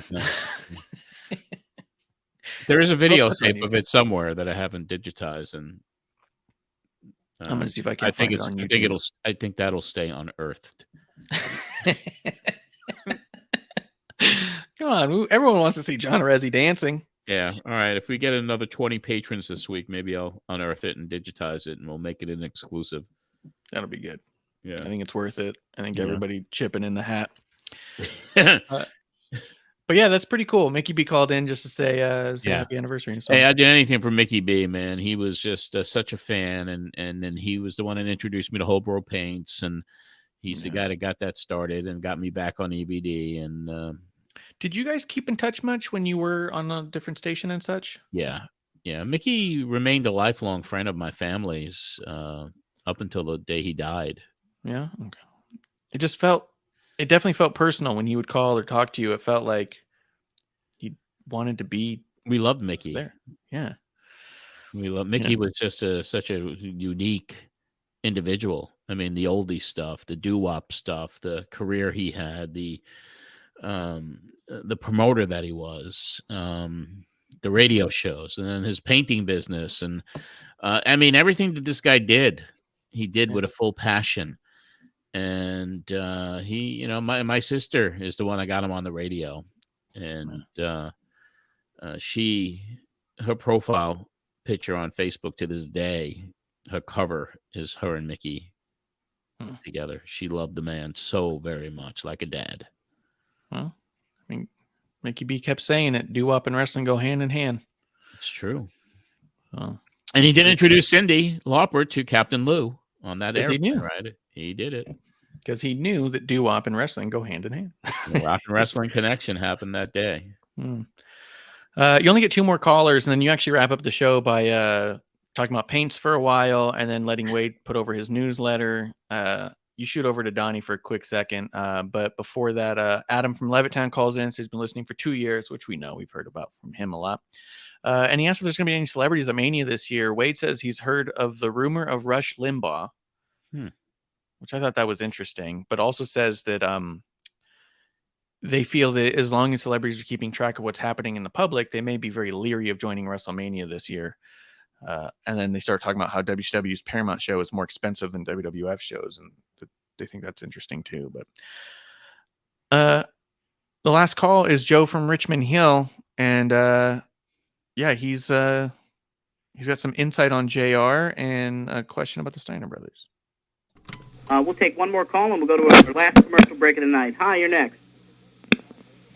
Hello. Hi, how you doing, guys? It's Joe from Richmond Hill. Hey, Joe. Hey, how you doing? I've been listening for about 2 years. Okay. And just a couple of things. First of all, Steve Mueller this morning reported that the Steiners won the tag team belts. That is not true. Oh, really? Because he was like, I'm pretty sure. He said it happened like 2 days ago or something. No, it did not happen. As far as I know, Wade, unless it's breaking news, I certainly haven't heard that. With the number of people I've been talking to over the past few days, I would be very surprised if none of them and I had heard of that story. So I'd say it's doubtful, but I can't say that I have not heard the definite results of the last couple nights, so I can't say it didn't happen. But I'd be very surprised if that had. Okay, and just one other quick thing, John. You said that you're supposed to get Ross tonight. I think Ross was on another show today. In fact, I couldn't really get it in, but he was scheduled to do Mike Tenay's Wrestling Insiders out of Las Vegas, and he had canceled out of that as well. Oh, you sure? Because I think I heard him, though. He was, like, talking. I could get it a little staticky, but I think he was on. He was, like, I don't know what he was saying, really. I couldn't really get it in good. Well, from what he told me, unless he was lying to me, he said he had canceled out of both shows, so who knows what happened. I guess we'll find out soon enough. Okay, all right. Thanks a lot, John. Thanks for your call. I wonder if if that was Ross's WSB, or he used to do a talk show out of Atlanta. Maybe. And I know that Wrestling Insiders was an evening show out of Vegas. Oh. So who knows? Yeah. Was it possible that, I mean, like, you're saying evening is then it would have been on at the same time as your show? Approximately the same time, yeah. Huh. All right. Well, yeah. I thought it was interesting because the guy's like saying, "Oh, I'm hearing this, I'm hearing that," and you guys are just like, "No, no way, doubt it." But you were the guys. Everybody wanted to be the expert, man. Yeah. And then you guys were the ones you call into to fact check. Is this real or not? It would be funny because, you know, there's such a history of callers, even on NYG. I heard this about this, and I heard this, and like, where are you hearing it from, man? Yeah, right. Which is true to this day, and that was pre-internet. Yeah, and it's worse than ever now. Now you just write journalist on your bio, and now you can put out whatever rumors you want. You know. But that's it. That was the show. You did a whole show from your kitchen. Yep. 12 Phillip Walk, West Babylon. Yeah, yeah. I imagine it was just a wired phone. It was a hard line. Yeah, it was in the kitchen. That's where, you know, because I didn't have a cell phone. There were no cell phones, man. So was it even a phone wireless? in the kitchen. There was no wireless. Yeah. It was a hard line. I think we got our first, the first portable phones would have a big antenna. You'd have to, like a walkie-talkie. Yeah. Back then. Yeah. So we didn't have the resources back then to go for that high-end technology either. So we'd have to stay with the hard line on the wall phone. But we did have push button. We didn't have rotary. There you go. So, you know, you were still living in the future. But what what better way to celebrate episode 200 than not being able to make it in and having to call in from your home? I know. Yeah. Another good one, Marsh. And even though we didn't have any guests, but Donnie's a regular now, looking at what we got coming up over the next few weeks. The show is going to be, the next one we do is going to have, let's see. We have the Blizzard of 93. We have this one. And then the next one, Diamond Dallas Page makes his first appearance, as well as Axe from Demolition. And that will be on next week's program. Very cool. And then in a couple of weeks, we have two pretty damn good shows. Jake Roberts on the Pro Wrestling This Week show, and then Cactus Jack and Nikolai Volkov on the Pro Wrestling Spotlight show. So, and then we got the Mountie coming up, then WrestleMania, of course, Sapphire, if you remember her name. Mm-hmm. Yeah. And then April 10th show 207, or actually show 208 from April the 10th. The nighttime show, the big show, somebody named Deborah Michelli, also known as Medusa, makes her first appearance on the show. Yeah. And after that, Jimmy Cornette, Lanny Poffo. I mean, we have so much coming up, man. Yeah. And that Jake interview that's well before the LNS appearance, right? That happens much later. Yep. That is just at the time where, you know, Jake and I are starting to do business. Yeah. Discussing, you know, right now during this time, I'm knee deep into not just AAA coming in, but IWAS and the first tour. I've been working with an agent out of Jersey, and over the next few weeks, even though I don't publicly announce it, IWAS tour is being formed with, and all these guys are coming on the show now because they all want to get booked on the tour. And so, I mean, it gets pretty. We get some big name guests coming up over the next several months for sure. And I mean, and Jake's debauchery. I think the first time I met Jake, and it was around this time, and it was at a Tommy D Universal Superstars show. And that night, I meet the guy for the very first fucking time, and he's in the car with me because he had busted his lip open during the match. I had to take him to the hospital. This is after the show. I got to go there. And he's in the car, and he's smoking crack in the car. off of like a can of Coca-Cola or something. I mean, whatever he did, did a makeshift crack pipe. And he's in a car, and I'm like, I just met this guy tonight. I'm taking him to the hospital, and he's smoking crack in my car. I wonder if that's one of their questions they ask when you get there. Have you recently consumed? I don't crack? know. I don't know if I left him there or whatever, but he, we were talking to him about AAA and integrating him and having him do the big Mexican heel against Conan, and Triple Mania was coming up, and then we were going to go to the United States. And all of that was happening pretty fast, but it was a tumultuous relationship with him. And I tried to understand. I saw the A&E documentary on him and the horrific stuff that he went through as a kid. But even listening to Cornette this week, and they reviewed the A&E show with Brian and Jimmy, and there was just like some people say he's really changed, and other people was like he's just a bad guy. I don't know.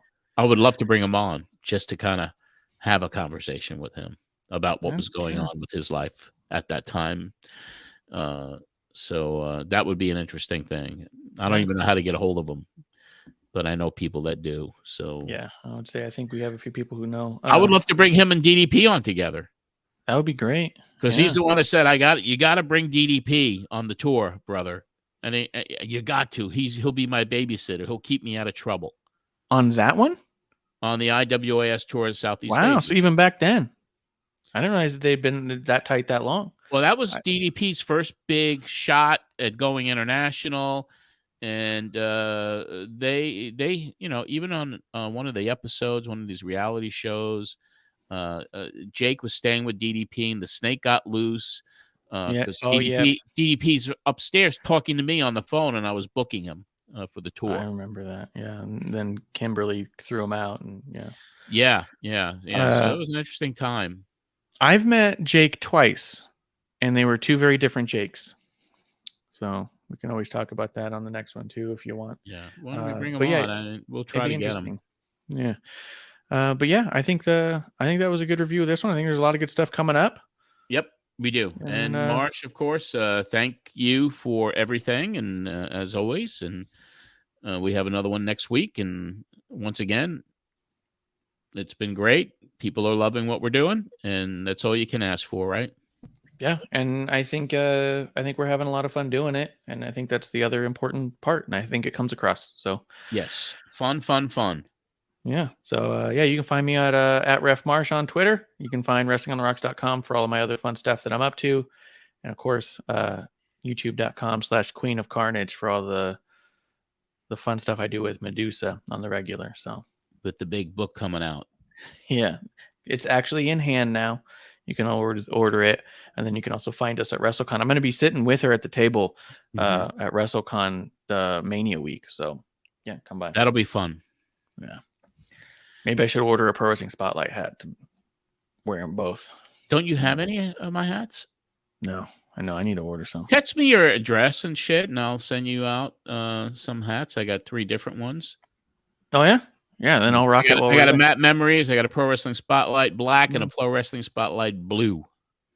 Oh, very cool. Very cool. Yeah. I'll send you my address. We'll sort it out. I'll be rocking it. Anybody wants to come say hi? Yep. I don't think anybody wants my signature, but yeah. Check them out. It's free. Well, thank you, Marsha. Appreciate it. And that's certainly going to wrap up this edition of John Arezzi's Pro Wrestling Spotlight podcast. I want to remind everybody, go to patreon.com/John Arezzi. $5 gets you in the door, and there's a lot of other tiers and membership options. You can relive that history anytime you want at patreon.com/John Arezzi. We have a wonderful private group on Facebook, facebook.com/Pro Wrestling Spotlight podcast and radio show. Our public page to share history is facebook.com, John Arezzi's Matt Memories. We got a private group there as well. Our YouTube channel, I would ask you all to please subscribe to it. Our numbers are growing up on there. There's a lot of content up there from you. All of these last several episodes have been doing very well with views. So go to youtube.com/Pro Wrestling Spotlight and subscribe to the channel now. You could follow me on Twitter at John Arezzi. Instagram is at John Arezzi as well. And if you would like a signed and numbered copy of my book, Matt Memories, just send me an email, john@mattmemories.com, john@mattmemories.com. Don't forget to check out the sister podcast, Matt Memories from Madison Square Garden, covering all the shows I covered from the Mecca of all arenas 50 years ago to the day the show takes place, the March 26th. 1973 review has been taped. It's being edited right now. We'll have that out soon. And we're also doing a special Matt Memories from Madison Square Garden, which will come out on May 13th, 2023, 60 years to the day that Bruno Sammartino won the heavyweight title from Buddy Rogers. We're going to do a special on that Matt memory as well. I was not there, but there are a couple people who were, so I would love to get one of those guys on that podcast for that episode. Matt Memories from Madison Square Garden, co-hosted by Tim Poutre, written and researched by Richie Garcia. I want to thank our producer and creative director, Marsh, and I want to thank our Patreon executive producers, Anthony Pires and Joe Holloway, and to all the patrons for your help supporting with the production costs of this program. Until next week, when we do relive more history with you, this is John Arezzi for the Pro Wrestling Spotlight.